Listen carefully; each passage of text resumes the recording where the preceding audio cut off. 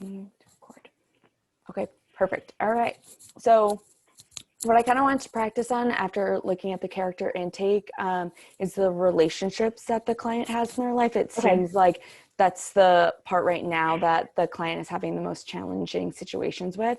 So I think I really wanted to focus on talking about that, and then critical events in the client's life, because I know she identifies what's going on right now, but I feel like there's a lot of past history that needs to be kind of talked about in seeing the dynamics of that, and then if there's any mental health issues, because I think that's kind of hard to bring up. I think should be kind of brought up with sensitivity. So I want to work on that as well. So, all right, so I'll just go ahead into it. All right. So you've identified a few relationships in your life. What support systems would you identify that you have right now? So, I mean, my parents are a really big support to me, and I feel like my mom is probably one of the people I talk to every day. She's a pretty big support. My dad, I mean, I know my dad loves me and he's a support to me, but we don't really talk that often. I also have a couple girlfriends who are really big supports. Okay. My siblings don't live very close to me, so we don't talk very often, but I do get to hang out with my friends every now and then. And I know I probably talk to one of my friends at least once every couple of days. Okay, great. So it sounds like you have a few different connections that you have support systems from. Yes, I do. Okay.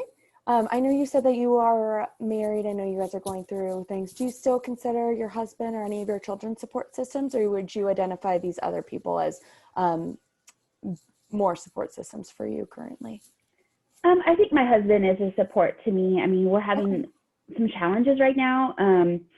But he's still my best friend, and I think he probably knows me better than I know myself sometimes. So he's definitely a support to me.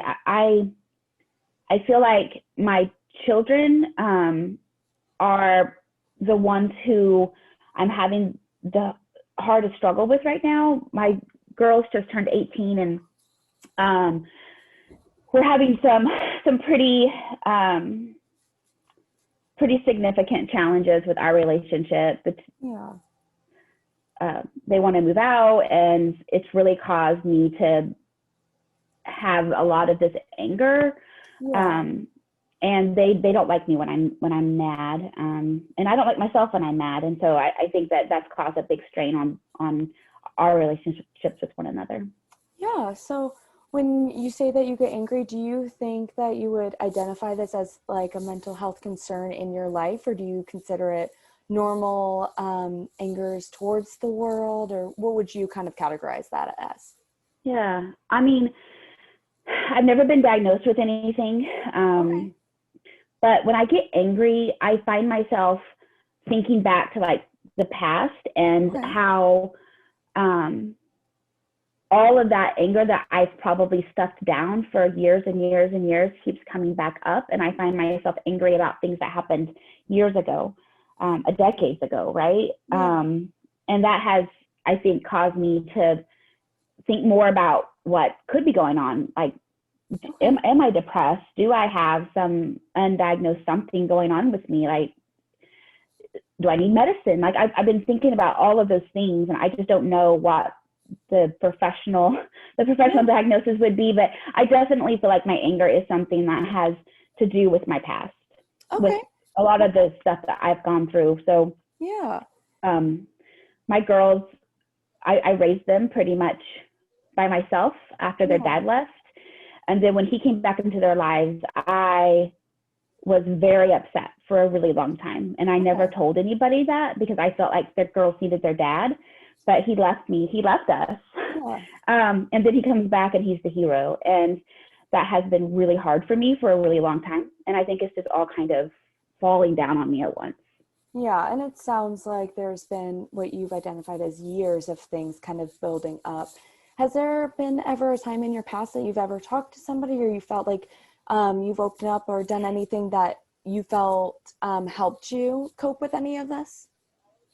I mean, we're very involved in our church, and so I've talked to my pastor about some things before, and I try to talk to my friends, but they think I just need to kind of get over it, and I mean, they love me and support me, and I know that they would do things for me, but I don't think they understand how hard some of this is for me.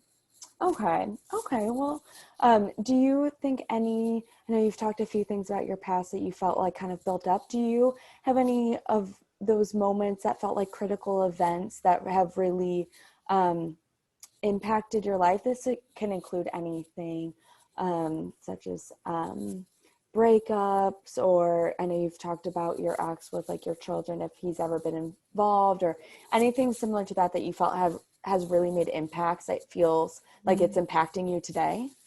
Yeah. After the girl's dad left me, I wasn't okay for a really long time. Okay. But I had twins to raise, so I never was able to do anything about that. I just had to survive, and surviving is really hard. Yeah. And then I met my husband, and things were looking a lot better. We had our son, and then I had a miscarriage. I was 30 weeks, and when I had my miscarriage, I got very, very sick, and I ended up in the hospital, and now made it where I couldn't have more children. And that was really, really hard for me, because we wanted to have another child, and I was very sick. And while I felt loved and supported by my family, I felt like I was alone in that sadness. Yeah. So that, I think that was probably a catalyst for me. I don't know that I've ever actually gotten over that. Yeah, definitely. And do you feel like you can open up or talk to any of your support systems about that? Or do you feel like you would prefer more of a professional person to talk about those situations with? I've talked to people about it. I don't think people understand how hard miscarriage is. Yeah. They would say things like, well, you have children. Well, yes, I know I have kids, but I wanted more. So maybe it would be helpful to talk to someone who would understand maybe where my feelings are coming from and help me think through some of that professionally. But I don't know what that looks like. Like, I've never used something like that before. Okay, but it sounds like you're very open to those resources or referrals that we can give you. It sounds like you are open to anything like that. Yeah, absolutely. Okay, that's great. Okay, perfect. So I know we've talked about a little bit about your health and issues that you feel. Do you have a specific one? I know you just talked about your miscarriage. Do you feel like that's right now, you feel like the most mental health issue that you would like to identify and overcome right now? I think the miscarriage is something that happened several years ago, and it's something I've never gotten over. But I think if I had to say the thing that I'm most upset about right now, it's my girls. Okay. One of the twins wants to move in with her dad. I feel very betrayed, and I get it. Like, she's tired of me being upset all the time, and I think I'm probably upset about other reasons, but it's the twins leaving that has caused me, I think, to realize there's a lot more going on with me. But that's, like, if I had to say, like, if I wanted to fix something, that would be the thing I'd want to fix, is trying to figure out how to mend my relationship with my girls. Okay, great. So so it sounds like you definitely want to work on the relationships with your children right now, and then those little, not little, but those other critical events that happen in your life that you would like to talk about and stuff like that. But it sounds like your girls are right now that you feel come first for you. Yes. Okay, great. All right, I'm going to stop it there. Okay. Okay. Oh, I feel like I kind of hung on to the miscarriage maybe a little bit too much with those things, but I feel like that's a really hard one where I feel like a lot of people don't get help with. Unfortunately, yes. I know, like, the clients I worked with, it seemed like they never felt like they needed to get help, and it's such a critical event in somebody's life.